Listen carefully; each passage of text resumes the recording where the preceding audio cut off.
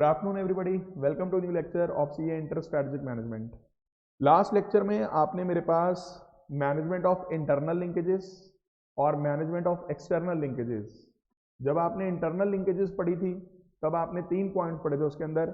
एक तो primary activities के अंदर लिंकेज अच्छी होनी चाहिए, एक प्राइमरी और सपोर्ट एक्टिविटीज़ के अंदर लिंकेज अच्छी होनी चाहिए, और सपोर्ट एक्टिविटीज़ की आपस में भी लिंकेज अच्छी होनी चाहिए। ये सारे पॉइंट आपने विद एग्जाम्पल पढ़े थे।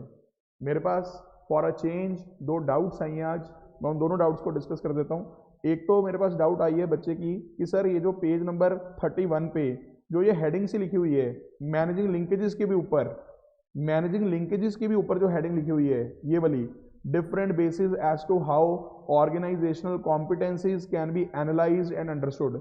सर इस हेडिंग को आप ये मैनेजिंग लिंकेजेस से कैसे जस्टिफाई करोगे? मतलब ये इसके ऊपर क्यों रखी हुई है? ये हेडिंग क्या मतलब कहना क्या चाह रहा है? तो अगर आप ध्यान से इस टॉपिक को पढ़ोगे तो आपको ये समझ में आएगा कि आपका मटेरियल आपको ये बताना चाह रहा है कि बेटा अगर आप अपनी कॉम्पिटेंसीज को यूज करके आप अपनी कॉम्पिटिटिव एडवांटेज हासिल करना चाहते हो, पहली बात तो, और साथ ही साथ अगर आप चाहते हो कि आपकी कॉम्पिटेंसीज स्ट्रांग हों, कोई उन्हें इमिटेट ना कर पाए।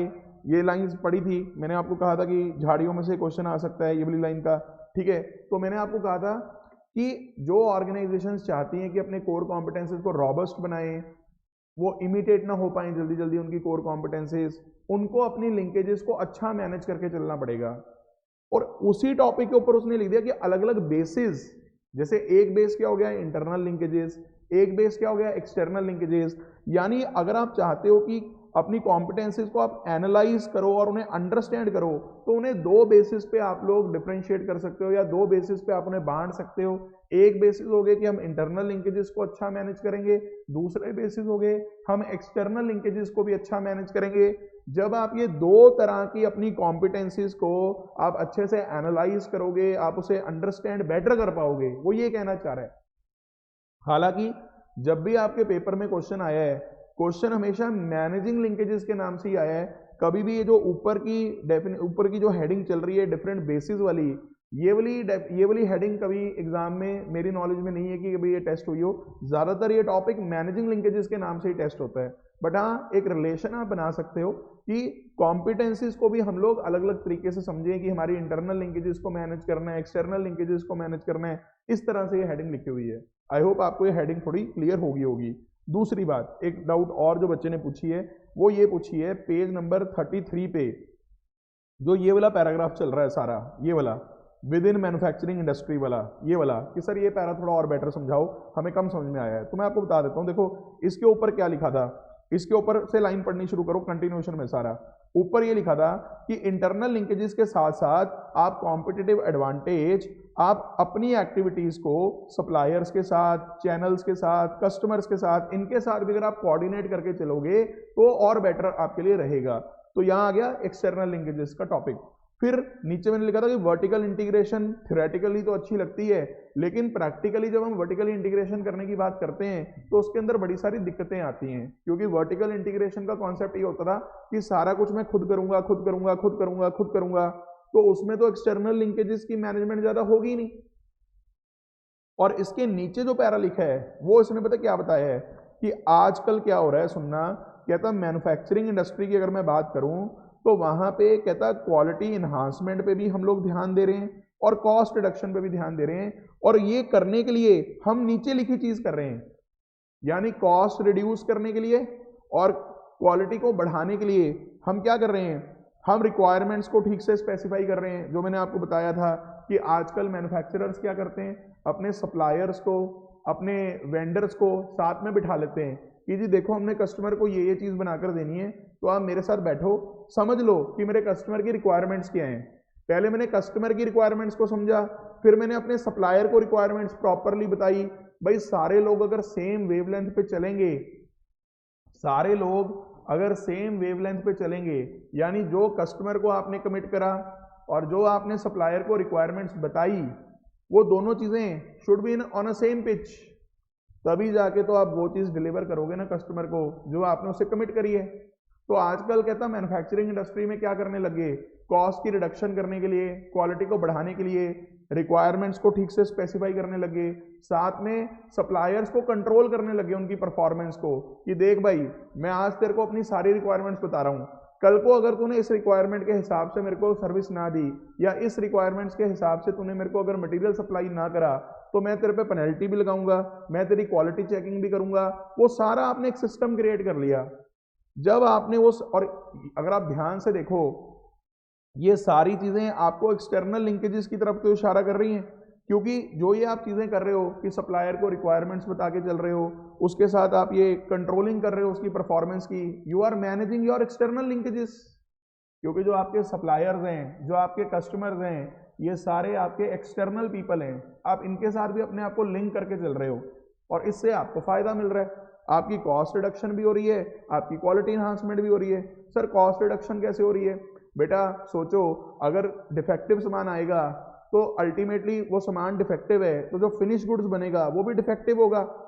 एक तो मटेरियल कॉस्ट लगी आपकी, फिर आप उस पर लेबर कॉस्ट भी लगाओगे, फिर बाद में क्वालिटी चेक करते हुए क्वालिटी चेकिंग की भी कॉस्ट लगाओगे और अल्टीमेटली बोलोगे अरे ये तो डिफेक्टिव है यार, वो तो नुकसान हो गया आपका, क्योंकि कस्टमर को आप दे नहीं सकते, तो आपको तो फालतू में कॉस्टिंग पड़ गई इतनी।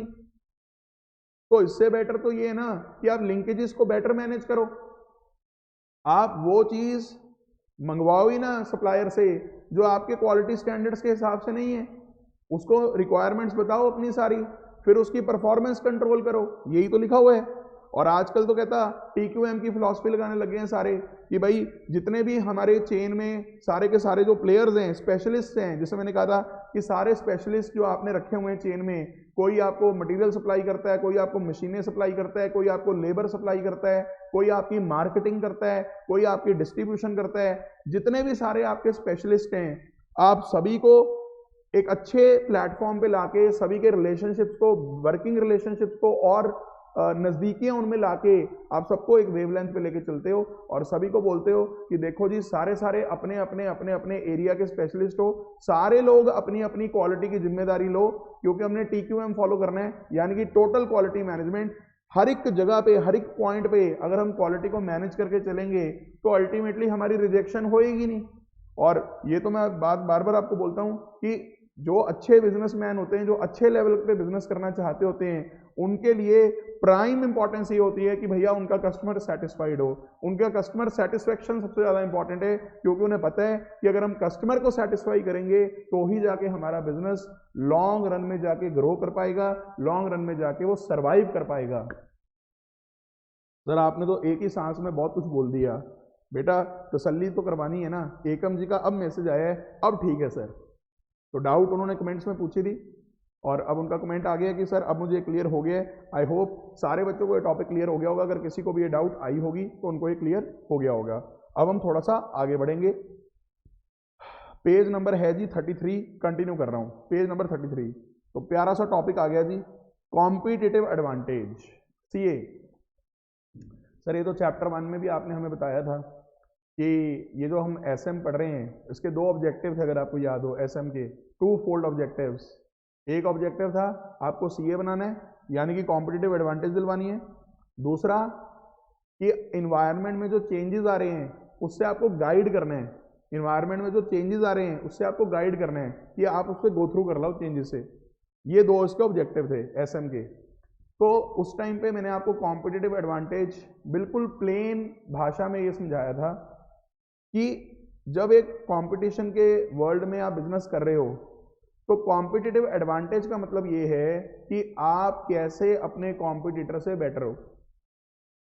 जो अपने कॉम्पिटिटर से बेटर होगा वो क्वालिटी के मामले में भी हो सकता है, वो फीचर्स के मामले में भी हो सकता है प्रोडक्ट के, वो प्राइसिंग के मामले में भी हो सकता है, खासकर वहाँ जहाँ सामने प्राइस सेंसिटिव बायर्स हैं। क्योंकि प्राइस सेंसिटिव बायर्स में आपको पता ही है कि प्राइस थोड़ा सा भी अगर कम होता है वो वहीं पे गिर जाते हैं कि ये सामान हमें दे दो क्योंकि हमें सस्ता मिल रहा है, हमें दे दो। तो प्राइस सेंसिटिव बायर में अगर आपकी प्राइसिंग कम है तो वहाँ भी हो सकता है आपको कॉम्पिटिटिव एडवांटेज मिले। तो मतलब लेमैन लैंग्वेज में तो हम कॉम्पिटिटिव एडवांटेज को सिर्फ ये बोलते हैं कि आप कैसे अपने कॉम्पिटिटर से बेटर हो, या मैंने एक लाइन और बोली होगी कि कैसे आपने एक कॉम्पिटिटिव एज हासिल करा हुआ है, यानी बाकी अलग चल रहे हैं, आप अलग चल रहे हो इंडस्ट्री के अंदर, तो उस वर्ड को बोलते हैं कॉम्पिटिटिव एडवांटेज।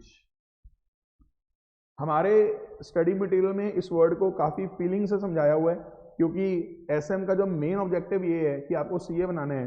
तो इस टॉपिक में मज़ा नहीं ना आएगा जब तक 33, 34, 35, ठीक है, ये सारे पेजेस 3-4 पेजेस इस टॉपिक पे रखे हुए हैं, ठीक है, 3-4 पेजेस इस टॉपिक पे रखे हुए हैं कॉम्पिटिटिव एडवांटेज के। तो अभी हम एक काम करते हैं, पहले ना कुछ क्वेश्चंस पूछे हुए हैं इस टॉपिक के स्टार्ट होने से पहले, वाई हाउ, ठीक है, कुछ क्वेश्चन है। जैसे पहला कहता है ऐसा क्यों होता है कुछ कंपनी सक्सीड कर जाती हैं, कुछ फेल हो जाती हैं। कहता है ऐसा क्यों है कि हिंदुस्तान मोटर्स कई डिकेड से बहुत अच्छा कर रही है। कहता है ऐसा क्यों है कि जो एप्पल कंपनी है वो 1990s में एक बार तो ऑब्सोलीट होने वाली थी, लेकिन बाद में वो वर्ल्ड लीडर बन गई और आज की डेट में वो डोमिनेंट टेक्नोलॉजी प्रोवाइडर है। कहता है ऐसा क्यों है कि इंडियन एयरलाइन इंडस्ट्री में इंडिगो एयरलाइंस अपने रेवेन्यूज बढ़ाता जा रहा है, लेकिन बाकी कईयों का बुरा हाल हो गया। जैसे जेट एयरवेज आपने देखा है वो बंद हो गई थी। अब रिसेंटली आपने देखा होगा कि जो एयर इंडिया है वो टाटाज ने वापस, क्योंकि टाटाज का वो ओरिजिनल वेंचर था एयर इंडिया ने, जिसको बाद में मतलब नेशनलाइजेशन वगैरह करके एयर इंडिया ने उसको ऑपरेट करना शुरू कर दिया था, लेकिन वापस अब वो टाटाज के हाथ में आ गया। मतलब एयरलाइन इंडस्ट्री में भी अगर आप देखोगे ना, कई प्लेयर्स ऐसे हैं जो बहुत अच्छा कमा रहे हैं, कई प्लेयर्स ऐसे हैं जिनका सर्वाइवल भी मुश्किल हुआ पड़ा है। तो कहता कुछ तो मतलब गड़बड़ है ना दया, कुछ तो गड़बड़ है। अब एक बड़ी अच्छी कोट है, कहता अगर आपके पास कॉम्पिटिटिव एडवांटेज नहीं है कोई तो प्लीज कंपीट मत करना। क्या बात है, छोटी सी बात। मतलब ये जो वर्ड है ना कॉम्पिटिटिव एडवांटेज, ये इंटरनेशनली ये वर्ड यूज किया जाता है बिजनेस के वर्ल्ड में, इंटरनेशनली। ये जो सारे आप माइकल पॉटर और ये जो माइकल पॉटर या दूसरे जो मैंने आपको नाम बताए, लॉरेंस आर जॉश आप पढ़ोगे, या पीटर ड्रकर के बारे में एक आधी लाइन आगे आएगी, ये सारे लोग जो एसएम के वर्ल्ड में जो रिसर्च कर रहे हैं, कॉम्पिटिटिव एडवांटेज बड़ा ही प्रैक्टिकल वर्ड है। तो इन्होंने बोला कि भाई जैक वेल के हैं, इन्होंने बोला कि भाई अगर आपके पास कॉम्पिटिटिव एडवांटेज नहीं है तो आप प्लीज कंपीट मत कीजिए, कोई फायदा नहीं है। तो कंपटीशन के लिए you need to have a competitive advantage, तभी तो कंपीट कर पाओगे। तो अब आपके लिए पेपर के लिए बड़ा ही इंपॉर्टेंट क्वेश्चन है, बड़ा ही इंपॉर्टेंट क्वेश्चन है कि आखिर ये कॉम्पिटिटिव एडवांटेज है क्या। पेपर में 5 मार्क्स का क्वेश्चन आया हुआ सीधा, तो बहुत ही इंपॉर्टेंट क्वेश्चन है। आपको सीधा क्वेश्चन आ सकता है, व्हाट इज कॉम्पिटिटिव एडवांटेज, बताओ जी कॉम्पिटिटिव एडवांटेज क्या है। 5 मार्क्स का क्वेश्चन मई 18 के पेपर में। तो आइए शुरू करते हैं पढ़ना, तैयार करते हैं इस क्वेश्चन को। कहता अगर कंपनी की रणनीति, आप कंपनी भी लिख सकते हैं वहां, ऑर्गेनाइजेशन भी लिख सकते हैं, क्योंकि ऑर्गेनाइजेशन तो कोई भी हो सकती है, कंपनी भी हो सकती है, फर्म भी हो सकती है, प्रोप्राइटरशिप भी हो सकती है। कहता अगर कोई ऑर्गेनाइजेशन की स्ट्रैटेजी सुपीरियर परफॉर्मेंस लाके दे रही है तो माना जाता है उसके पास कोई ना कोई कॉम्पिटिटिव एडवांटेज है, तभी तो वो सुपीरियर परफॉर्म कर पा रही है। अच्छा फटाफट से बताओ जो बच्चे लाइव क्लास देख रहे हो, सुपीरियर परफॉर्मेंस ये किसे बोल रहा होगा, किसके साथ कंपेयर किया जा रहा होगा। और मैं बोल रहा हूं मेरी परफॉर्मेंस सुपीरियर है, किसके साथ कंपेयर किया जा रहा होगा, बताइए फटाफट से। ये सुपीरियर परफॉर्मेंस किससे रिलेट की जाएगी कि मेरी परफॉर्मेंस आपसे सुपीरियर है। देखते हैं आप क्या कमेंट करते हो।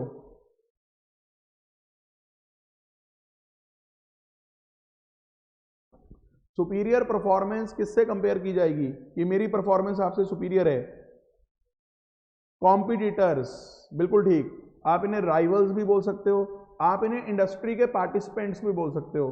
आपकी इंडस्ट्री में जो आपके राइवल्स होंगे, आपकी इंडस्ट्री में बिल्कुल कॉम्पिटिटर आप इसे इंडस्ट्री पार्टिसिपेंट्स भी बोल सकते हो, इंडस्ट्री प्लेयर्स भी बोल सकते हो, आप इन्हें राइवल्स भी बोल सकते हो, आप इन्हें कॉम्पिटिटर्स भी बोल सकते हो, बिल्कुल ठीक। यानी अगर मेरी इंडस्ट्री में मैं बाकी राइवल्स से अपने मैं बेटर परफॉर्म कर रहा हूं तो मेरे पास जरूर कोई ना कोई कॉम्पिटिटिव एडवांटेज है, बिल्कुल ठीक, बिल्कुल ठीक। फर्स्ट पॉइंट आई होप सबको समझ में आ गया होगा। सेकंड लाइन पढ़ना है, समझ में आ जाएगी। एसएम क्या करती है, कुछ ऐसी कॉम्पिटेंसीज डेवलप करवाती है जिससे आप बेटर परफॉर्मेंस आप लोग अचीव करते हो और अल्टीमेटली कॉम्पिटिटिव एडवांटेज को आप गेन करते हो। सारे बच्चों के आंसर सही आ रहे हैं जी, बहुत बढ़िया। आई होप आपने मेरी बात भी सुन ली होगी। Industry rivals, industry players, industry participants, rivals, competitors, आप उन्हें कुछ भी बोल सकते हो। बस ध्यान रखिएगा आप कंपेयर अपनी इंडस्ट्री के प्लेयर्स के साथ ही करोगे ऑब्वियसली। अगर मैं आज एयरलाइन इंडस्ट्री की बात कर रहा हूं तो एयरलाइन इंडस्ट्री के कॉम्पिटिटर ही आपस में कंपेयर करेंगे एक दूसरे के साथ। अब ये थोड़ा ना एयरलाइन वाला बैठ के हॉस्पिटल के साथ कंपेयर करने लग जाएगा कि भाई आपने तो कोविड काल में बड़ा पैसा, मतलब आपकी आरओआई अच्छी थी, मैं तो अच्छा नहीं कमा पाया। With in an industry compare होता है, ठीक है। सेकंड बुलेट भी पढ़ लो फटाफट से। थर्ड बुलेट क्या कहता है, आगे देखना, ये एज वाला पॉइंट आ गया, gain an edge over rivals, पढ़ लो ये भी।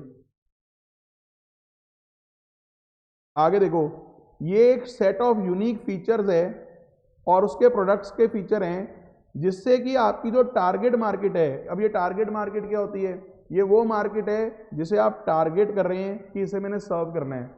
जैसे एयरलाइन इंडस्ट्री में वो किसको टारगेट कर रहे होंगे, जो लोग हवाई यात्रा करना चाहते हैं।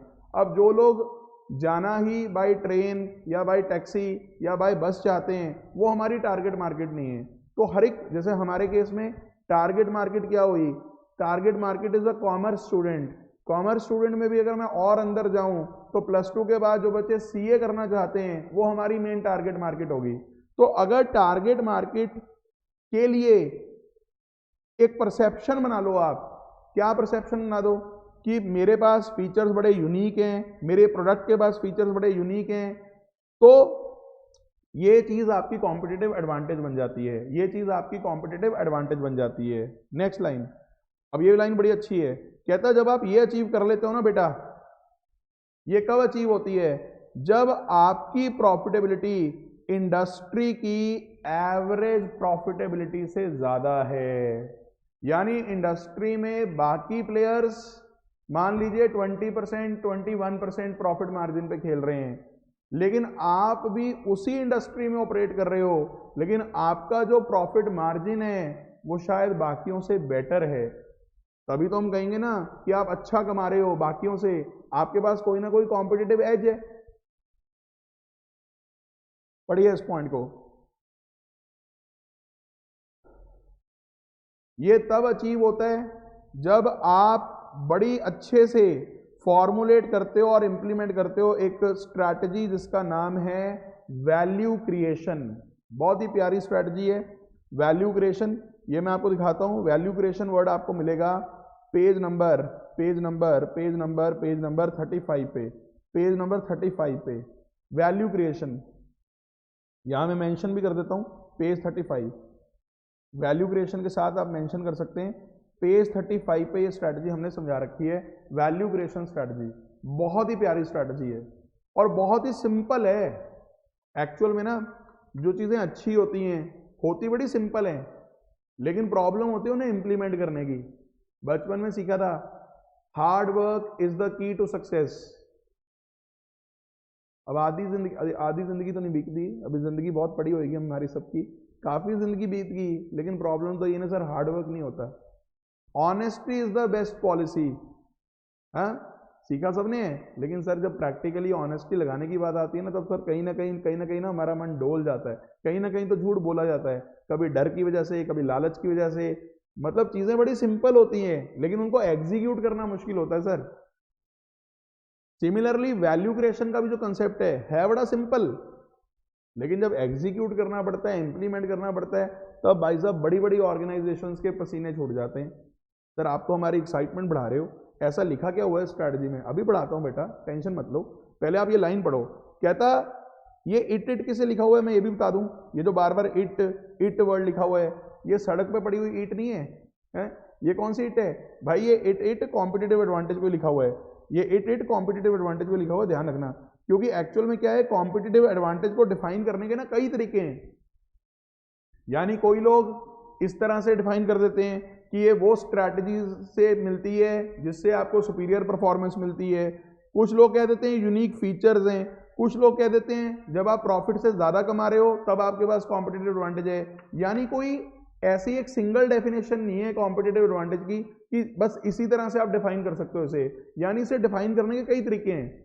फीचर्स अच्छे हों इस वजह से शायद सीए बन रहे हो आप, आपकी प्रॉफिटेबिलिटी अच्छी है शायद इस वजह से आपको सीए मिल रहा है भाई, आपके फीचर्स तो बोल दिया मैंने, आपके पास कुछ ऐसी कॉम्पिटेंसीज हैं शायद उस वजह से आपको सीए बनाना पड़ रहा है हमें, मतलब कई चीजें हो सकती हैं। ठीक है, अब सुनिए मैं लाइन दोबारा पढ़ रहा हूं। कहता आप सीए तब बनते हो जब आप वैल्यू क्रिएशन का स्ट्रैटेजी फॉर्मुलेट और इंप्लीमेंट करते हो अच्छे से, और बाकी फर्म्स या तो उसे डुप्लीकेट नहीं कर पा रही यानी इमिटेट नहीं कर पा रही, या अगर वो कर भी पा रही हैं तो उनकी कॉस्ट बहुत इनकर हो रही है, और कॉस्ट शायद उनके पास इतनी है नहीं स्पेंड करने के लिए, इसलिए आपको एडवांटेज मिल रहा है।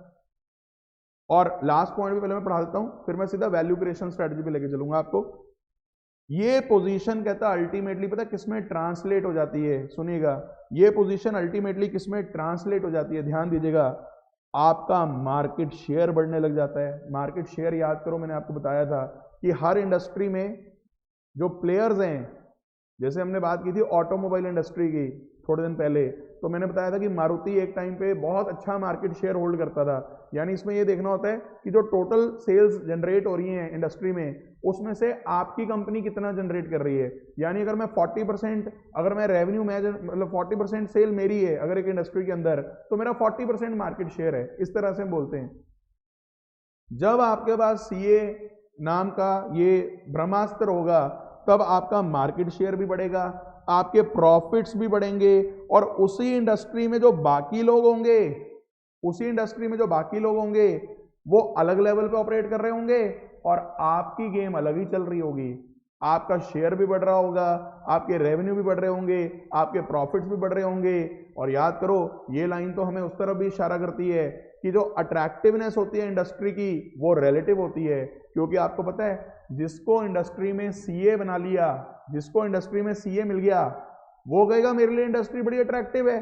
और जो बेचारे अपना ना तो कोई एज ढूंढ पा रहे हैं, ना कोई स्ट्रैटेजी बना पा रहे हैं, ना कोई फीचर दे पा रहे हैं, कस्टमर उनको एंटरटेन ही नहीं कर रहा, वो बेचारे कह रहे हैं अरे हमारे तो खर्चे ही नहीं निकल रहे इस इंडस्ट्री के अंदर, हमारा तो सर्वाइवल बड़ा मुश्किल है, बड़ी अनअट्रैक्टिव इंडस्ट्री है, बड़ी बेकार इंडस्ट्री है यार, हमारी इंडस्ट्री तो बड़ी, मतलब मजा ही नहीं आता इस इंडस्ट्री में काम करने का, वो इंडस्ट्री बड़ी अच्छी है उसमें पैसा बड़ा है, अरे वो इंडस्ट्री बड़ी अच्छी है उसमें पैसा बड़ा है। इस तरह की चीजें होनी शुरू हो जाती हैं। फिर अगर आपको यहां तक की सारी लाइन समझ में आ रही हैं तो मेरे को थम्स अप कीजिए, फिर मैं आपको सीधा लेके चलूंगा वैल्यू क्रिएशन स्ट्रेटजी पे।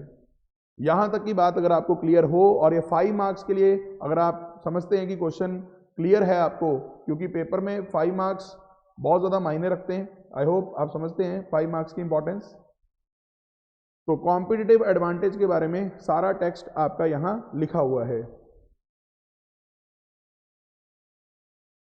बिल्कुल जी बिल्कुल सर, हमें समझ में आ गया है, थम्स अप आने स्टार्ट हो गए हैं, बहुत ही बढ़िया, बहुत ही बढ़िया, बहुत ही बढ़िया। अब हम आपको सीधा वैल्यू क्रिएशन स्ट्रैटेजी पे लेके चलते हैं। वैल्यू क्रिएशन, तो आइएगा पेज नंबर था जी हमारा 35, page number 35, value creation strategy. Value creation, वैसे तो ये स्ट्रैटेजी एक एक्शंस के साथ भी मैं आपको समझा सकता हूँ, थोड़े बॉडी लैंग्वेज एंड एक्शंस, और उसी चीज़ की डायग्राम भी बनी हुई है, फिर इसको पढ़ा दूंगा मैं क्या लिखा क्या हुआ है वैल्यू क्रिएशन में। देखिए, मैं इस चीज़ को हमेशा समझाता हूँ एक बड़े सिंपल से तरीके से, और कहीं ना कहीं मैं हमेशा ये बिलीव करता हूँ कि जैसे अब ठीक है टीच हम कर रहे हैं, but side by side you know कि GK institute of commerce ultimately we have to be a commercial organisation. भाई अगर कोई मुझे बोलता है ना यार आप बिजनेस कर रहे हो, तो हम बोलते हैं हाँ कर रहे हैं, उसमें क्या दिक्कत है, बट बिजनेस वो नहीं होना चाहिए जो अनएथिकल हो, जिसमें आप कोई वैल्यू नहीं क्रिएट कर रहे हो, कस्टमर को चीट कर रहे हो, आप उसको उसके प्राइस की वैल्यू नहीं दे रहे हो। तो वैल्यू क्रिएशन का कंसेप्ट देखो क्या बोलता है, और जो मैं बोल रहा था पर्सनली मैं भी चाहता हूं कि हमारी ऑर्गेनाइजेशन में ये हमेशा इंप्लीमेंट हो। तो देखिए स्ट्रैटेजी क्या बोलती है, गौर करना।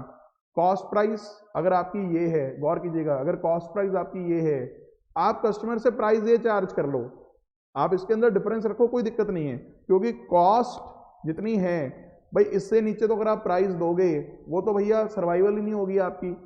कॉस्ट टू कॉस्ट भी अगर आप काम करोगे तो भाई आपका ग्रोथ कैसे होगा, आपका एक्सपेंशन कैसे होगा, लॉन्ग टर्म कैसे चलोगे, ठीक है। तो सर्वाइवल कॉस्ट के ऊपर रखो प्राइस, नो इश्यूज, प्रॉफिट कमाओ। पर एक बात ध्यान रखना, जितनी आपने प्राइस चार्ज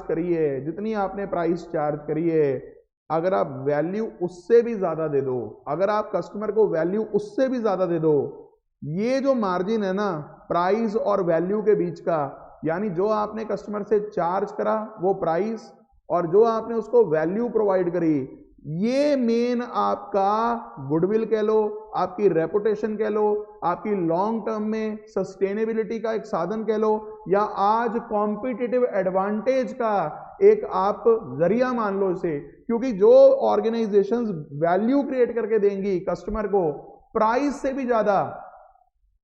अब आप कहोगे सर ये वैल्यू मेजर कैसे होती है? देखो, वैल्यू मेजर करने का कोई फॉर्मूला नहीं है सच, लेकिन आपको मैं एक छोटा सा एग्जांपल देता हूं। जैसे मान लो, अब आजकल तो देखो कोविड की सिचुएशन में सिनेमा हॉल्स, थिएटर्स वैसे ही कम ऑपरेट कर रहे हैं 50% कैपेसिटी पे, या बीच में बंद ही कर देते हैं। और आपने देखा आजकल तो नेटफ्लिक्स है, बहुत कुछ OTT प्लेटफॉर्म्स बहुत सारे हैं, तो लोग उस पर ज़्यादा मशरूफ हैं। लेकिन चलो हम 2020 से पहले की बात करते हैं, जब थिएटर्स एंड ऑल की बातें होती थी, तो लोग क्या कहते थे, कोई मूवी आई है ना, तो मान लो 200 रुपए की टिकट है, ठीक है, तो कोई देख के आया, वो पता आगे क्या बोलेगा, अरे यार पैसा वसूल फिल्म है यार, थिएटर में देखने वाली फिल्म है यार, थिएटर में देखियो पक्का, घर पे मत देखियो पायरेटेड वर्जन में, थिएटर में देखियो, मजे वाली फिल्म है, पैसा वसूल फिल्म है। और जब फिल्म अच्छी नहीं होती थी तब पता बंदा क्या बोलता था, अरे यार बर्बाद मत करियो पैसे, ये बाद में वन टाइम वॉच है, वो भी देखनी है देख लो, नहीं देखनी ना देखो, मैं तो सजेस्ट नहीं करूंगा, थिएटर में तो बिल्कुल मत देखियो, पैसे खराब करने वाली बात है। अब उसने कोई फॉर्मूला या उसने कोई मैथमेटिक्स नहीं लगाई उसके अंदर, बट वैल्यू कैसे मेजर करते हो आप? भाई आपको यूटिलिटी क्या मिल रही है उसकी, आपसे प्राइस क्या चार्ज किया, उसके अगेंस्ट आपको क्या सर्विस मिली, क्या फीचर मिले, क्या क्वालिटी मिली, वो सारी चीजें आप लोग इवैल्यूएट करते हो।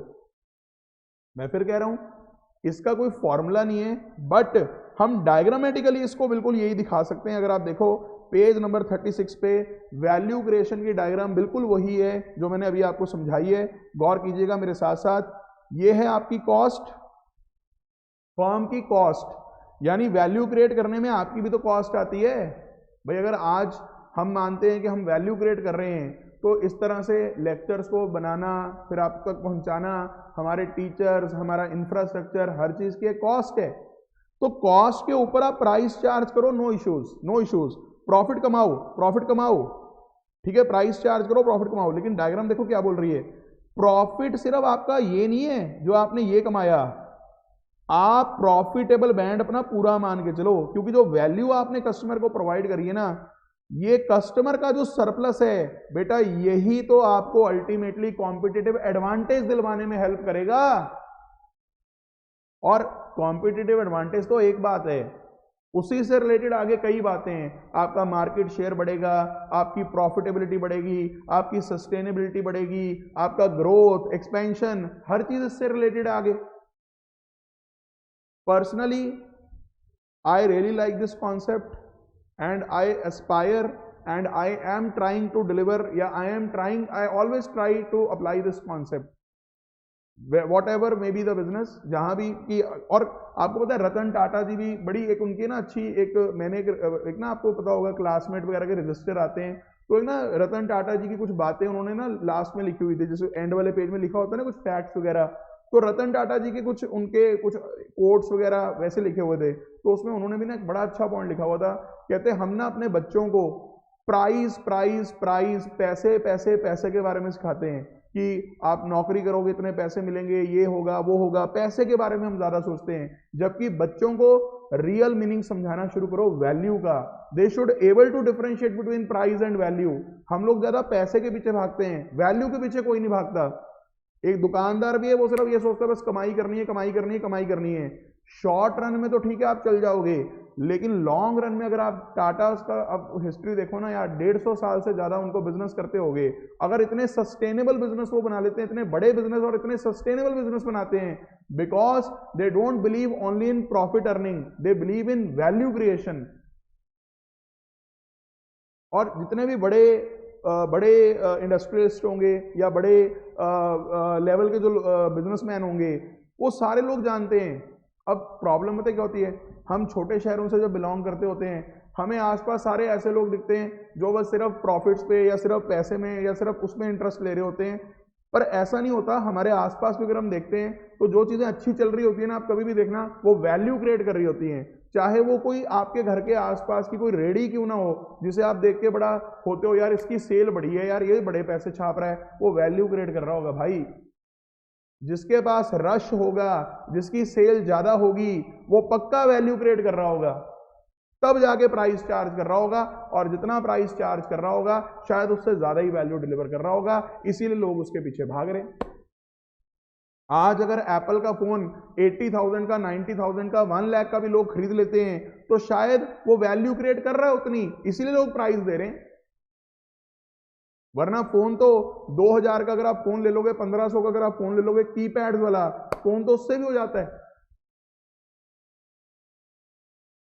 अगर आपको ये कॉन्सेप्ट अच्छे समझ में आया है वैल्यू क्रिएशन का विद डायग्राम, और इसमें डायग्राम की एक बार लेबलिंग देख लो, ये कस्टमर सरप्लस बोलते हैं इसे, जो आपने कस्टमर को एक्स्ट्रा दे दिया वैल्यू, ये आपका मार्जिन है, फर्म मार्जिन। लेकिन एक्चुअल में आपका प्रॉफिट सिर्फ ये नहीं है, एक्चुअल में आपका प्रॉफिट सिर्फ ये नहीं है, एक्चुअल में डायग्राम कहती है प्रॉफिट आपका सारा है, क्योंकि जो वैल्यू भी आपने क्रिएट करी है ये भी अल्टीमेटली आपको बंदे से बंदा आगे जुड़ेगा बाय वर्ड ऑफ माउथ। आजकल तो सोशल मीडिया, डिजिटल मार्केटिंग, इतना कुछ है, आपके अंदर दम होना चाहिए बस वैल्यू क्रिएट करने का। आगे की आगे आपका मैसेज तो पहुंच ही जाएगा, मतलब बाय वर्ड ऑफ माउथ या व्हाटएवर। अगर ये आपको डायग्राम पूरी तरह क्लियर है वैल्यू क्रिएशन का, तो फटाफट से कीजिए थम्स अप, फिर हम आगे बढ़ेंगे। वैल्यू क्रिएशन का डायग्राम अगर आपको क्लियर है, थम्स अप कीजिएगा, फिर हम आगे बढ़ते हैं। और वैल्यू क्रिएशन के बारे में पढ़ना भी शुरू कर लो, वैल्यू क्रिएशन के बारे में पढ़ना भी शुरू कर लो। बहुत प्यारा कंसेप्ट है जी ये, easy to understand but difficult to implement. खासकर सोचो जब कॉम्पिटिटिव प्रेशर होगा साथ में। क्यों सोचो, ये प्राइस आपके कंट्रोल में नहीं होती यहां, क्योंकि इंडस्ट्री में प्राइस वॉर चल रहा होता है, आपके कॉम्पिटिटर भी तो बैठे हैं भाई। आइसोलेशन में जब हम ये कॉन्सेप्ट समझते हैं तब तो बड़ा इजी लगता है कि यार कॉस्ट से ऊपर प्राइस चार्ज कर लो, प्राइस से ऊपर वैल्यू डिलीवर कर दो। लेकिन बेटा जब आप कॉम्पिटिटिव एनवायरनमेंट में बैठे होते हो, सोचो बाकी लोग, खासकर जो बड़े प्लेयर्स होंगे आपसे, जो आपसे बड़े प्लेयर्स होंगे, वो बड़े स्केल पे खेल रहे होंगे।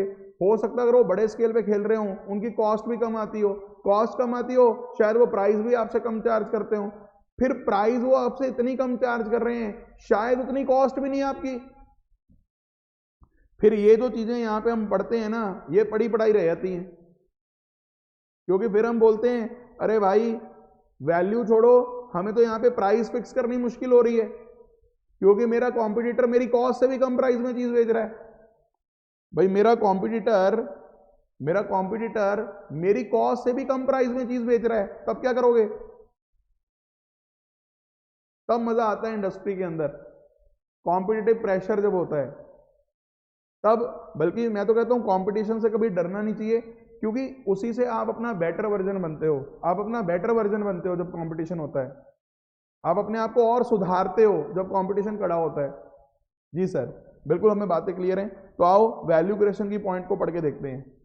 फर्स्ट लाइन पढ़िएगा, कहता है वैल्यू क्रिएशन का जो कॉन्सेप्ट है, प्राइमरली हम इसे क्यों लेकर आए थे, सुनना, प्राइमरली हम इसे लेकर आए थे कि प्रोडक्ट्स और सर्विसेज को हम कस्टमर्स को दें और उसे उसकी और भी ज़्यादा वर्थ मिले, यानी वही उसकी वैल्यू ज़्यादा मिले। बिल्कुल ठीक है। अब वैल्यू कैसे मेजर करते हो? प्रोडक्ट के फीचर्स क्या हैं, उसकी क्वालिटी क्या है, इवन उसकी अवेलेबिलिटी क्या है। अब सोचो कोई चीज़ बड़ी अच्छी है लेकिन अवेलेबल नहीं है मार्केट में, तो आप कहोगे यार मज़ा ही नहीं आया।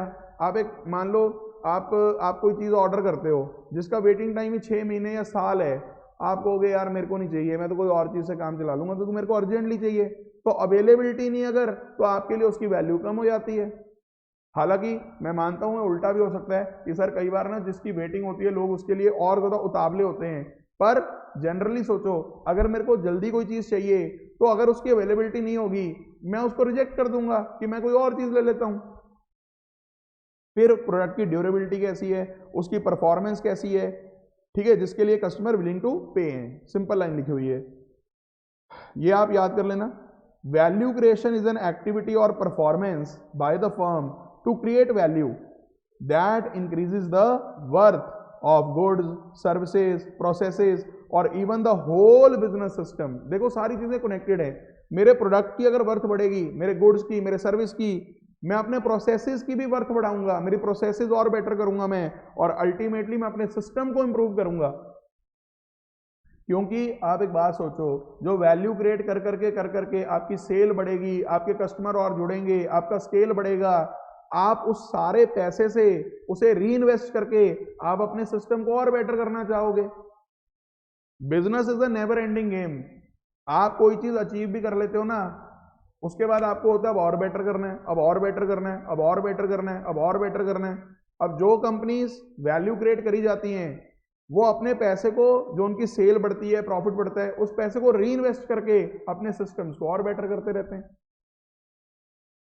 अब आगे सुनना, कहता आज की डेट में अगर हम बात करें, काफी बिजनेसेस इस वैल्यू क्रिएशन के कॉन्सेप्ट को लगाने लगे हैं, और बोथ कॉन्टेक्स्ट में, पहला, एक तो बेटर वैल्यू क्रिएट करें हम कस्टमर्स के लिए, ये तो है ही ये सोच कि कस्टमर्स को हम बेटर वैल्यू दें, और अब देखो इसका और एक्सपेंशन कैसे हो गया इस कॉन्सेप्ट का, गौर कीजिएगा। हम कस्टमर्स को भी बेटर वैल्यू दें, और साथ में जो हमारे बाकी स्टेक होल्डर्स हैं, हम उनको भी एक बेटर वैल्यू दें। सर ये क्या बोल गया, समझ में नहीं आया, सुनना ध्यान से, लाइन छोटी सी है पर बहुत गहरी लाइन बोल गया, ये बहुत ज्यादा गहरी लाइन बोल गया। एक्चुअल में पता क्या होता है, हम लोग ज्यादा चीजें कस्टमर के एंगल से पढ़ते हैं कि कस्टमर को वैल्यू क्रिएट करके दो, कस्टमर को वैल्यू क्रिएट करके दो। अब आप एक बात सोचो, सिंपल एक बात सोचो, मान लीजिए आप इन्वेस्टर हो, सर इन्वेस्टर मतलब आपने किसी कंपनी के शेयर्स ले रखे हैं, ठीक है। अब ये वो कंपनी है जो पूरी तरह से बिलीव करती है कि वैल्यू क्रिएशन की स्ट्रैटेजी अपनानी है, अब ये कंपनी वैल्यू क्रिएशन की स्ट्रैटेजी को फॉर्मुलेट भी करती है, इंप्लीमेंट भी करती है, और इसके साथ कई कस्टमर्स, यानी इसका स्केल बहुत ज्यादा बढ़ गया। अच्छा, जब स्केल बढ़ेगा, आपको पता है इस कंपनी की सेल्स बढ़ेगी, इस कंपनी के मान लो प्रॉफिट भी बढ़ रहे हैं, क्योंकि एफिशिएंसी पे भी काम कर रही है, कॉस्ट रिडक्शन पे भी काम कर रही है, ठीक है। अब एक सोच तो ये है कि कंपनी सेल्स बढ़ा रही है, प्रॉफिट बढ़ा रही है, तो हम सिर्फ इन्वेस्टर, जिसने बस हमें पैसा दिया हुआ है, बस हम इसके बारे में सोचें, क्योंकि ये मालिक लोग हैं, चलो इनके बारे में तो अपने आप सोचा जाएगा, क्योंकि जब कंपनी बेटर परफॉर्म करेगी, जिन्होंने इन्वेस्ट करा हुआ है उनको तो फायदा होगा ही होगा। पर इन्वेस्टर और owner, they are not the only stakeholders in your business. आपने बचपन से ये टर्म पढ़ी होगी कि शेयर होल्डर और स्टेक होल्डर में फर्क होता है। शेयर होल्डर तो सिर्फ वो होता है जो शेयर होल्ड करता है, स्टेक होल्डर वो होता है जिसका कोई भी इंटरेस्ट है बिजनेस के अंदर। वो मेरे सप्लायर भी हो सकते हैं, वो मेरे कस्टमर तो चलो होंगे ही होंगे, कस्टमर तो इधर आगे, पर मतलब राइट साइड पे आगे कस्टमर तो, पर लेफ्ट साइड पे सोचो मेरे सप्लायर हो सकते हैं, मेरे क्रेडिटर हो सकते हैं, गवर्नमेंट हो सकती है, या कोई मतलब आप सोचो जिसका भी बिजनेस में कोई स्टेक है, इवन वो लेंडर हो सकता है कोई जिसने पैसा दिया हो। तो वैल्यू क्रिएशन का कॉन्सेप्ट आज की डेट में कंपनीज क्या सोच के लगा रही हैं, कस्टमर के बारे में तो चलो सोचना ही सोचना है, पर हमें अपने सारे स्टेक होल्डर्स के बारे में भी सोच के चलना है। जैसे फॉर एग्जांपल अगर मैं अपनी बात करूं, हमारे बिजनेस की बात करूं, हमारे कई सालों से जो एसी सप्लाई होते हैं, या एसी की जो सर्विसेज होती हैं, या जो फर्नीचर का हमारा जो सप्लाई होता है फेस टू फेस क्लासेस में, वो हमारे वेंडर बहुत सालों से एक ही चल रहे हैं। क्योंकि सोचो जब हमने 3 बच्चों से 4 बच्चों से स्टार्ट करा, उस टाइम वो हमारे साथ जुड़े, और अगर वो आपके साथ कोई मान लो कोई किसी तरह का फ्रॉड नहीं कर रहे, कोई चीटिंग नहीं कर रहे, कोई प्राइजेस में आपके साथ वो नहीं कर रहे, हेरा फेरिया नहीं कर रहे, आपको अच्छी सर्विस दे रहे हैं, तो आपकी सोच क्या होनी चाहिए, आज मैंने 2 एसी लिए हैं, कल को मेरा बिजनेस बढ़ेगा, एक्सपैंड होगा, आज मेरे को 50 बेंचेस चाहिए थे, कल को मेरा बिजनेस स्केल होगा, मेरे को 500 फर्नीचर के मतलब 500 चेयर्स भी चाहिए हो सकती हैं, मेरे को 1000 चेयर्स भी चाहिए हो सकती हैं। जो मेरा बुक प्रिंटिंग वाला है, आज अगर मैं सोचता हूँ कि मेरे को 50 बुक्स प्रिंट करानी है, कल को मेरे को 500 बुक्स भी प्रिंट करानी हो सकती हैं। तो अगर मेरे बिजनेस की ग्रोथ हो रही है, कल को इसका फायदा मैं इसकी वैल्यू क्रिएशन अपने स्टेक होल्डर्स को भी दूं, अरे उसको भी तो मजा आए ना, उसको भी तो मेरे बिजनेस के बढ़ने का, उसको भी तो वैल्यू क्रिएट हो। सोच बहुत गहरी है। बहुत कम लोगों की सोचें होती हैं कि आप एक इकोसिस्टम बना के चलो कि सिर्फ मैं अकेला ग्रो ना करूं आइसोलेशन में। अगर मैं ग्रो कर रहा हूं, अगर मैं अपने कस्टमर को वैल्यू दे रहा हूं, उससे मेरी ग्रोथ हो रही है। मजा तब आएगा जब मेरे साथ साथ मेरे सिस्टम में, मेरे इकोसिस्टम में, मेरी वैल्यू सिस्टम में, मेरी वैल्यू चेन में जितने भी लोग हैं उनकी भी ग्रोथ हो, मैं उनको भी वैल्यू क्रिएट करके दूं। अगर आपको मेरी बात समझ में आ रही है, लाइन बड़ी छोटी सी है मैं आपको बता रहा हूं, पर इंप्लीमेंटेशन करते हुए फिर धुएं निकल जाते हैं। क्योंकि पता है होता क्या है, जब छोटा स्केल होता है आपका, तब आप सोचते हो जो मर्जी रेट लगा ले। कल को मेरा स्केल बढ़ेगा, मैं तेरे से बार्गेनिंग करूंगा कि रेट कम कर, रेट कम कर, रेट कम कर। क्योंकि उस टाइम पे आपकी ये सोच नहीं रह पाती कि चल मैं ग्रो कर रहा हूं, तू भी ग्रो कर मेरे साथ। तब आप सोचते हो अब मेरे पास स्केल है, मैं इससे नेगोशिएट करूं, मैं इससे बार्गेन करूं। हालांकि कुछ हद तक बार्गेनिंग होती भी है, ऐसा नहीं कि बार्गेनिंग होती नहीं, क्योंकि फर्क तो पड़ेगा कि अगर आप दो पीस ऑर्डर कर रहे हो, अगर आप 200 पीस ऑर्डर कर रहे हो, अगर 2000 पीस ऑर्डर कर रहे हो, अगर आप 5000 पीस ऑर्डर कर रहे हो, रेट का फर्क तो पड़ेगा। लेकिन उस टाइम पे ये देखने वाली बात है कि आप कहीं अपना वेंडर को नहीं बदल लेते उस टाइम पे कि मैंने इसको स्केल क्यों देना है, मैं और कोई ढूंढता हूं। ये चीजें सोचने वाली होती हैं।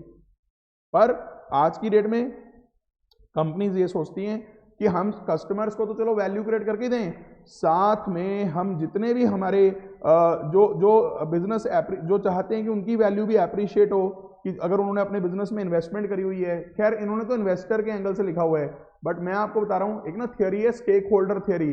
वो थियोरी यही कहती है कि जब आप एक बिजनेस को ग्रो कर रहे हो, जब आप एक बिजनेस को बढ़ा रहे हो, आपकी सोच ये हो, मतलब एक थिंकिंग है कि मैं अकेला ग्रो क्यों करूं, मेरे साथ जितने भी लोग मेरे स्टेक होल्डर्स हैं उनको भी ग्रोथ मिले, उनको भी फायदा मिले इस चीज का। ये लाइन बस इतनी सी है, आगे इसको बार बार रिलेट नहीं करा हुआ, पर आई होप इसकी गहराई आप समझ रहे हो लाइन की। बाकी लास्ट में तो जनरल लाइन लिखी हुई है। यही कॉन्सेप्ट जब आप वैल्यू क्रिएशन क्रिएट करके चलोगे, ये आपको कॉम्पिटिटिव एडवांटेज दिलवाएगा इंडस्ट्री में, जिससे आप एवरेज प्रॉफिट से ज़्यादा कमाओगे, आपकी सुपीरियर प्रॉफिटेबिलिटी आएगी। वो तो पीछे भी हमने पढ़ाई है, सेम आपने पीछे भी पढ़ाई है। एक बार लाइन पढ़ के देख लीजिए, एक बार लाइन पढ़ के देख लीजिए ये वाली।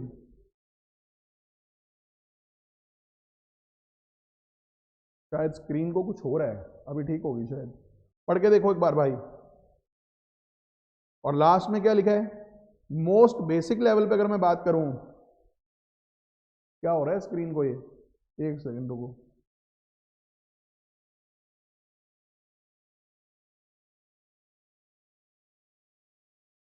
वन सेकंड, अभी ठीक होगी शायद। चलता हूं मैं आगे। मोस्ट बेसिक लेवल पे अगर मैं बात करूं, कंपनी कितना प्रॉफिटेबल रहेगी वो 3 फैक्टर्स पे डिपेंडेंट है। अब ये स्टेक होल्डर्स वाली लाइन बस यहीं लिखी हुई है, बाकी बार बार कहीं नहीं लिखी हुई। ठीक है, मतलब इन्होंने ना ये चीज बताने की कोशिश करी है कि पहले तो ये सिर्फ कस्टमर के एंगल से लेकर आए थे वैल्यू क्रिएशन का कंसेप्ट। पहले सिर्फ कस्टमर के एंगल से लेके आए थे कि कस्टमर के लिए वैल्यू क्रिएट करो। इवन जो मैंने आपको ये सारा समझाया, ये भी मैंने सारा कस्टमर के एंगल से समझाया। कस्टमर, ठीक है, कस्टमर, ये सारा कस्टमर के एंगल से समझाया है। लेकिन आज की डेट में बिजनेस ऑर्गेनाइजेशंस बोथ कॉन्टेक्स्ट में काम कर रही हैं। वो कस्टमर के लिए भी वैल्यू क्रिएट कर रही हैं और वो साथ ही साथ बाकी स्टेक होल्डर्स के लिए भी वैल्यू क्रिएट करने की कोशिश कर रही हैं। तो ये लाइन आई होप आपको क्लियर होगी। ठीक है, आगे बढ़ता हूं। ये मोस्ट बेसिक लेवल पे कहता, अगर हम बात करें तो 3 फैक्टर्स पे आप पे डिपेंड करता है आप कितना प्रॉफिट कमाओगे। एक तो वैल्यू कितनी आपका कस्टमर प्लेस करता है, दूसरा प्राइस क्या चार्ज करते हो, कॉस्ट क्या आपकी लगती है। ये वही तीनों पॉइंट्स आगे जो नीचे डायग्राम में भी दिख रहे हैं। और वैल्यू क्या कैसे पता लगती है कि उसे यूटिलिटी क्या मिल रही है, उसे हैप्पीनेस कितनी मिल रही है, उसे सेटिस्फेक्शन कितनी मिल रही है। ठीक है, और यूटिलिटी को प्राइस से आपको डिस्टिंग्विश करना चाहिए, क्योंकि प्राइस तो आपको पता ही है कि सीधा मेजरेबल है, जबकि यूटिलिटी कई एट्रीब्यूट्स का फंक्शन है। उसमें उसकी performance, design, quality, point of sale, यानी सेल के टाइम पे आपने उसे क्या क्या सर्विस दी, फिर साथ में आफ्टर सेल सर्विस क्या दी, इस पे भी डिपेंड करता है। ये भी बड़ा अच्छा पॉइंट है। कई बार क्या है, आपने एक नया लैपटॉप लिया, ठीक है, लैपटॉप की क्वालिटी ए क्लास, चलने में बहुत बढ़िया, डिलीवरी बहुत अच्छी हुई, सब कुछ बहुत बढ़िया हो गया। 6 महीने बाद उसमें एक दिक्कत आ गई, आपने कस्टमर केयर पे फोन करा, लेकिन उसे कोई रिजॉल्व करने ही नहीं आ रहा, उसे कोई रिजॉल्व करने नहीं आ रहा। आपने 1 बार कॉल करी, 2 बार कॉल करी, 3 बार कॉल करी, कोई रिस्पॉन्स ही नहीं मिल रहा आपको। स्पेयर पार्ट की अवेलेबिलिटी नहीं हो रही या कोई आ ही नहीं रहा, उनका टेक्निकल बंदा नहीं आ रहा उसे चेक करने, आप उसी टाइम पे ब्रांड के अगेंस्ट हो जाओगे कि यार ये लैपटॉप तो बेकार है, ये कंपनी तो बेकार है, आगे से इस कंपनी का प्रोडक्ट ही नहीं खरीदना, लैपटॉप छोड़ो इस कंपनी के शोरूम में ही नहीं जाना। We tend to be judgemental, और होना भी चाहिए। अगर कुछ भी गलत होगा हमारे साथ, एक चीज ही क्यों ना हो, हम जज करेंगे उस चीज को, ये तो गलत हो गया, सारी वैल्यू की ऐसी की तैसी। आई होप आपको मेरी बात समझ में आ रही है। तो वैल्यू क्रिएशन का कॉन्सेप्ट आपका क्लियर हो गया होगा, ठीक है। वापस कॉम्पिटिटिव एडवांटेज के टॉपिक पे हम लोग आएंगे। अभी थोड़ा सा और चलेगा ये टॉपिक, इसके अंदर कुछ और बातें भी लिखी हुई हैं जो अभी तो नहीं हमारी खत्म होंगी, बट थोड़ा सा मैं आपको और रीड करवा देता हूँ। पेज 34 पे, 33 तो मेरा पूरा हो गया, ठीक है। आई होप 33 पेज पे आपने पेज 35 का रेफरेंस दे दिया होगा। आगे देखो क्या लिखा है 34 पेज पे, कहता है ये रिसोर्सिस का, कैपेबिलिटीज का, इन सब का क्या रोल है सीए बनने में। ये मैंने आपको पहले भी बताया था कि जिनके पास रिसोर्सेज होंगे, जिनके पास कैपेबिलिटीज होंगी, प्लस जिनके पास स्ट्रैटेजी भी होगी, तीनों चीजें चाहिए। सोचो मेरे पास रिसोर्सेज हैं पर कैपेबिलिटी नहीं है, होता है कई लोग होते हैं ना, पैसा बहुत है लेकिन काम करने का तरीका ही नहीं पता, कैपेबिलिटी नहीं पता, कैपेबिलिटी नहीं है काम करने की। और कहता है सिर्फ रिसोर्सेज और कैपेबिलिटीज नहीं, साथ में आपको रणनीति भी चाहिए। ये तीनों चीजें जब आप इकट्ठी करोगे तब जाके आप सीए बनोगे, ठीक है। तो इन्होंने यहाँ पे थोड़ा डिफाइन करने की कोशिश करी है कि रिसोर्सेज हम किससे कह सकते हैं, कैपेबिलिटीज हम किससे कह सकते हैं, स्ट्रैटेजी क्या होती है वो तो आप लोग इस सब्जेक्ट में पढ़ ही रहे हो। तो R&C यानी कि रिसोर्सेज एंड कैपेबिलिटीज के बारे में पढ़ते हैं। रिसोर्सेज या तो टेंजिबल होंगे, आपका इक्विपमेंट, आपके प्लांट्स, आपके मटीरियल एंड ऑल, और इनटेंजिबल क्या हो गए ये देखते हैं। टिपिकली का मीनिंग याद है आपको? टिपिकली याद करके बताओ, थोड़े दिन पहले बताया था मैंने आपको, टिपिकली का मीनिंग याद है? कमेंट सेक्शन में बताइए फटाफट से, टिपिकली का क्या मीनिंग बताया था मेरे प्यारे प्यारे बच्चों। देखते हैं क्या आंसर देते हो आप, टिपिकली का मीनिंग क्या बताया था।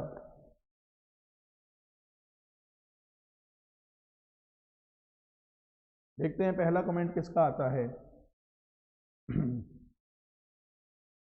बिल्कुल बिल्कुल, पहला कमेंट बिल्कुल सही सेठी जी का आया है, लक्ष्य सेठी जी। यूजुअल यानी कि यूजुअली, यूजुअली बिल्कुल ठीक है जी। तो इनटेंजिबल रिसोर्सेज यूजुअली कैसे पता लगते हैं, कहाँ होते हैं? कहता है ये ना आपकी हिस्ट्री में रूटेड होते हैं और ये ओवर टाइम बन के आते हैं। आपको ना याद होगा एक वर्ड, मैंने बिल्कुल सारे बच्चों का कमेंट बिल्कुल ठीक है, यूजुअल यूजुअल यूजुअल बिल्कुल ठीक है। अब ध्यान दो, एक्चुअल में ना इनटेंजिबल रिसोर्सेज के कुछ एग्जांपल देता हूं मैं आपको। जैसे इन्होंने देखो क्या लिखा है, नॉलेज, ट्रस्ट, फिर उसके बाद ये आपके रूटीन्स। याद करो ये 2-4 दिन पहले भी वर्ड आया था रूटीन्स। मैंने कहा था जो चीजें बार बार आपके यहाँ पे हो रही होती हैं, जिस तरह का कल्चर होता है, जिस तरह का माहौल होता है, वो आपके रूटीन्स बन जाते हैं। अब कई जगह पे डिसिप्लिन बहुत अच्छा होता है, टीम स्पिरिट की बड़ी अच्छी भावना होती है। अब ये सारी जो चीजें हैं, ये these are your intangible resources. या जैसे मैंने टाटा कंपनी में बताया था कि जो कल्चर है वो इस तरह का है कि बड़ा ही एम्प्लॉय फ्रेंडली है, ह्यूमन रिसोर्स को वहाँ डेवलप किया जाता है, ठीक है, उस तरह का कल्चर है। तो वो जो चीजें होती है ना, हमने वहाँ पढ़ा था कि कई कंपनीज ने उसको इमिटेट करने की कोशिश करी, लेकिन वो उनकी जो कोर कॉम्पिटेंस थी कि टाटा का जो कल्चर था वो इमिटेट ही नहीं हो पाया किसी से जल्दी जल्दी। तो ये चीजें आपकी इंटेंजिबल रिसोर्सेज बन जाती हैं, और ये रातों रात नहीं बनती हैं, ये कई सालों में जाके एक्यूमुलेट होती हैं, ठीक है। इसमें आपके रूटीन्स आ गए, ठीक है, और इनको तो इमिटेट करना बहुत ही मुश्किल है, और दूसरा बंदा तो इसे जल्दी जल्दी एनालाइज भी नहीं कर पाएगा, क्योंकि जब तक आप उसमें जाकर, भीतर जाकर उस चीज को समझोगे नहीं, उसको फील नहीं करोगे, आपको क्या पता कि उनका इंटेंजिबल रिसोर्स क्या है। भाई टेंजिबल रिसोर्स को आइडेंटिफाई करना आसान होता है कि अच्छा वो ये प्रोडक्शन जो कर रहे हैं ना इस मशीन से कर रहे हैं, उन्होंने ये वाला मॉडल लगाया हुआ है, ये वाला इक्विपमेंट यूज कर रहे हैं, हम भी यही लगा लेते हैं। लेकिन किसी के पास अगर इनटेंजिबल रिसोर्सेज हैं, उनको इमिटेट करना बड़ा मुश्किल है। किसी की नॉलेज, किसी का ट्रस्ट, किसी की लॉयल्टी, किसी का कल्चर, आप कैसे इमिटेट कर लोगे सेम टू सेम?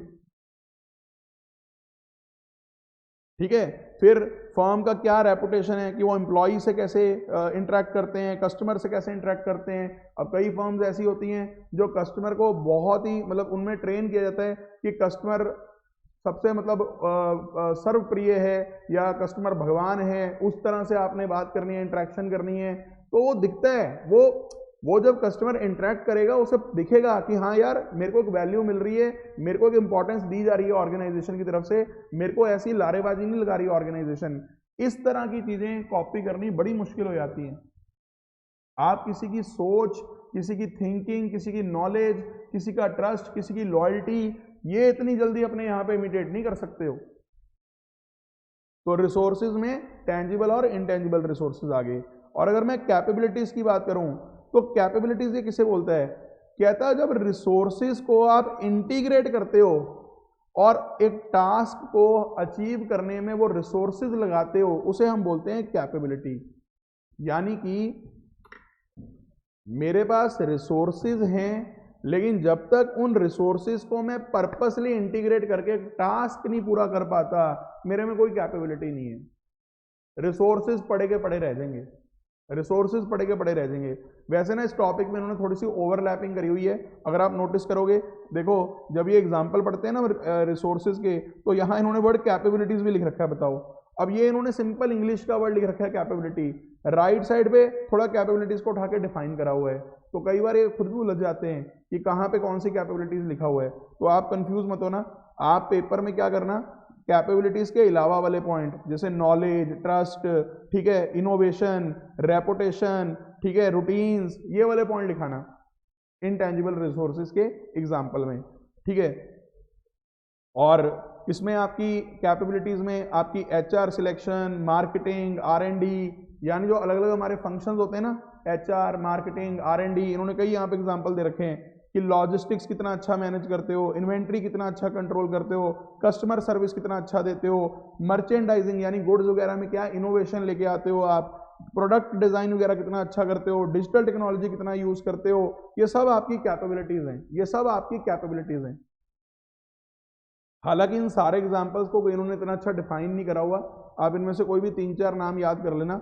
अगर आपको कैपेबिलिटीज पे या रिसोर्सेज पे कुछ लिखना आता है तो मैं आपको बताता हूँ, एक तो आप ये लिख सकते हो कैपेबिलिटी के अंदर, एक आप ये लिख सकते हो कैपेबिलिटी के अंदर, एक आप ये लिख सकते हो कैपेबिलिटी के अंदर। 3 पॉइंट्स बहुत हैं, और इधर से भी आप रिसोर्सेज के अंदर से भी आप एग्जाम्पल उठा सकते हो। तो अगर आपको ये क्वेश्चन आता है कि रिसोर्सेज का कैपेबिलिटीज का क्या रोल है, तो रोल तो बस इतना सा है, रोल तो ये पहली लाइन में खत्म हो गया, उसके बाद तो उसको डिफाइन करने लग गया वो कि रिसोर्सेज क्या हैं, कैपेबिलिटीज क्या हैं। और आगे लिखा है कि कॉम्पिटिटिव एडवांटेज बहुत स्ट्रांगली रिलेटेड है रिसोर्सेज से, और आप उन्हें कैसे मैनेज करते हो। रिसोर्सेज अल्टीमेटली फाउंडेशन बनते हैं स्ट्रैटेजी के, क्योंकि जब तक आपके पास रिसोर्सेज नहीं होंगे आप स्ट्रैटेजी कैसे बनाओगे।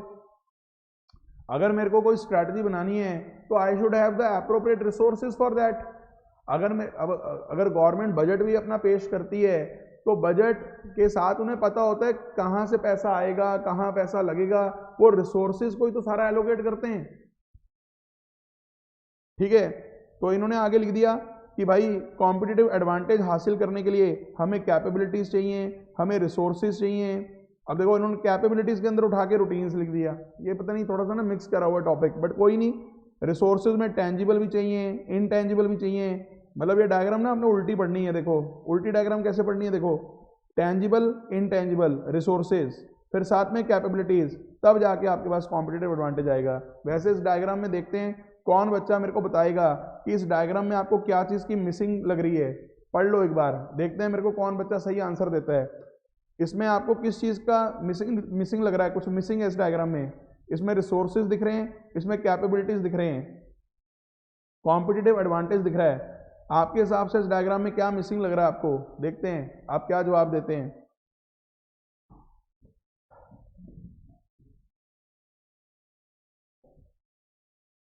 बिल्कुल बिल्कुल बिल्कुल सही जवाब, बहुत ध्यान से सुन रहे हैं बच्चे, शाबाश। स्ट्रैटेजी वर्ड लिखा ही नहीं कहीं पे, बताओ। ऊपर ऊपर इतना अच्छा लिखा है कि रिसोर्सेज होंगे, कैपेबिलिटीज होंगी, साथ में स्ट्रैटेजी भी होगी, अगर तब जाके आप लोग सीए बनोगे, है ना। और यहाँ पे उठा के इस डायग्राम में ये स्ट्रैटेजी शब्द थोड़ा सा मिस हो गया। हम एक बार लेटेस्ट स्टडी मटेरियल में चेक भी कर लेंगे कि उसमें डाला कि नहीं डाला, वैसे लास्ट तक नहीं था ये, ठीक है। हम लेटेस्ट में एक बार मैं आपको चेक करके बता दूंगा, आप भी चेक कर लीजिएगा चाहे आईसीआई के मटेरियल में, ठीक है, क्योंकि आईसीआई की डायग्राम है, ये आईसीआई की डायग्राम है। मैं आईसीआई की डायग्राम के साथ कोई छेड़छाड़ नहीं करता, क्योंकि जो डायग्राम आपके स्टडी मटेरियल में है वही सजेस्टेड आंसर में आती है, वही डायग्राम आपके सजेस्टेड आंसर में आती है।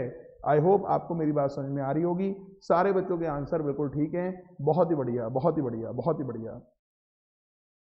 कहता एक क्रिटिकल इशू क्या है, क्रिटिकल इशू ये है कि कॉम्पिटिटिव एडवांटेज हासिल करना काफी नहीं है, उसे सस्टेन भी करना है, उसे सस्टेन भी करना है। अगर आपकी ये कॉम्पिटिटिव स्ट्रैटेजी या कॉम्पिटिटिव एडवांटेज जो भी है, अगर ये कॉम्पिटिटर ने डुप्लीकेट ही कर लिया, फिर तो मजा ही नहीं आएगा। फिर तो आपके जैसी स्ट्रैटेजी अगर कोई और भी लगा रहा है, कैसे बात बनेगी। इसका मतलब कॉम्पिटिटिव एडवांटेज की तो लिमिटेड लाइफ है, बड़ी बड़ी लिमिटेड लाइफ है। घर पे आप पढ़ के आएंगे जो वर्ड मैं आज भी बोल रहा था बार बार, सस्टेनेबिलिटी, यानी सीए जो मैंने बनना है, सस्टेनेबिलिटी कॉम्पिटिटिव एडवांटेज कैसे लेके आऊं, यानी सिर्फ एक दिन, एक साल, 6 महीने की बात नहीं करनी, long term sustainable competitive advantage कैसे लेकर आऊं, ये आप घर पे आज पढ़ के आइए। फिर मैं इससे थोड़ा रिलेट कराऊंगा, जो पीछे टॉपिक पढ़ा हुआ है कि उससे कंफ्यूज नहीं करना, वो मैं कल बताऊंगा आपको।